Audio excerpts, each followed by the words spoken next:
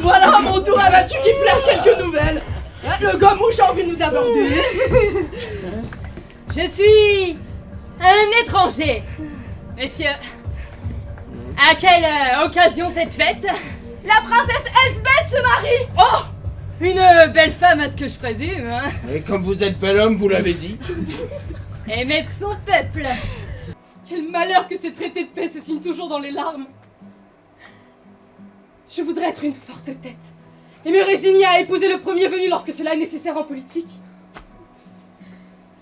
Être la mère d'un peuple. Cela console les grands cœurs mais non les têtes faibles. Je ne suis qu'une pauvre rêveuse. La faute en est-elle peut-être à tes romans? Tu en as toujours dans les poches. Seigneur, n'en dites rien. J'ai peu connu la vie, mais j'ai beaucoup rêvé. Je ne sais s'il y a une providence, mais c'est amusant d'y croire.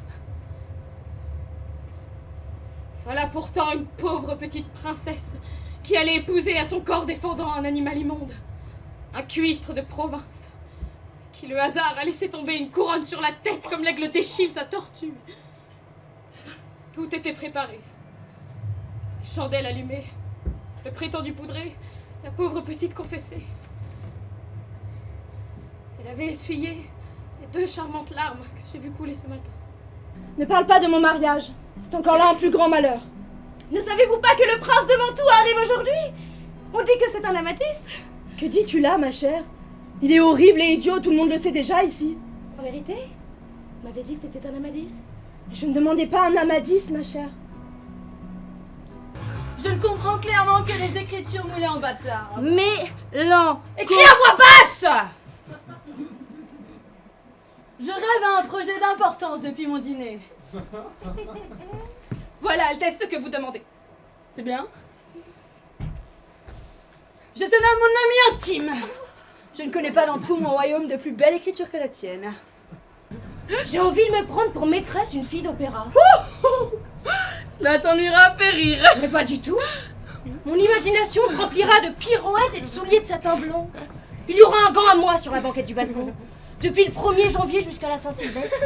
Et je fredonnerai des solos de clarinette dans mes rêves, en attendant que je meure d'une indigestion de fraises dans les bras de ma bien-aimée.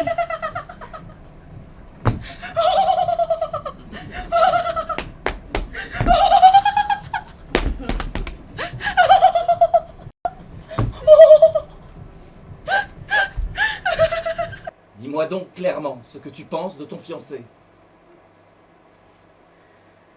Je pense qu'il est le prince de Mantoue, et que la guerre recommencera demain entre vous et lui si je ne l'épouse pas. Cela est certain, mon enfant. Je pense donc que je l'épouserai et que la guerre sera finie.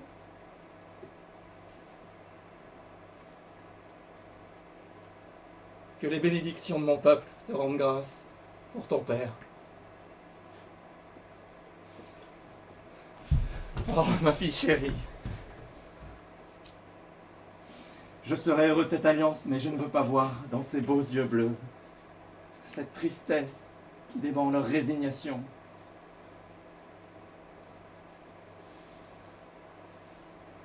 Réfléchis encore quelques jours.